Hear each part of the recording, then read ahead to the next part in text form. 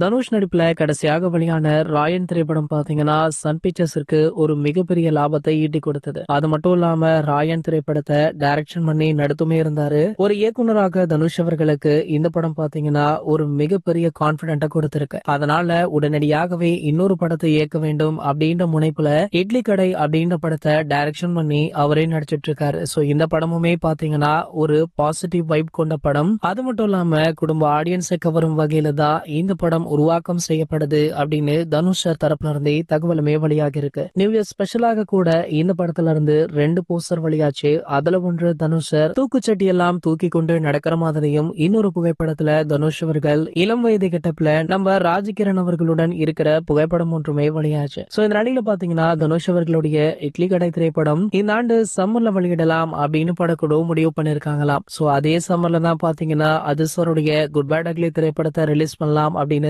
அந்த படக்குழு அறிவிக்க இருக்காங்க. சோ ஆகையால இட்லி கடை திரைப்படம் தள்ளி போக அதிகப்படியான வாய்ப்புகளுமே இருக்கு. சோ கண்டிப்பாக குட் பேட் அக்லி திரைப்படம் வெளியானால் இட்லி கடை திரைப்படத்திற்கு அதிக திரையரங்குகள் கிடைக்காது அப்படின்றதுனால அந்த படத்துடைய ரிலீஸ் தேதியை தள்ளி வைக்கலாம் அப்படின்னு தனுஷ் அவர்கள் தற்போது முடிவுமே பண்ணிருக்காராம். இது போன்ற சினிமா செய்திகளை பத்தி நீங்க உடனே தெரிஞ்சுக்க நம்மளுடைய அஜித் டாக்கீஸ் அப்படின்ற நம்ம சேனலை சப்ஸ்கிரைப் பண்ணிக்கோங்க.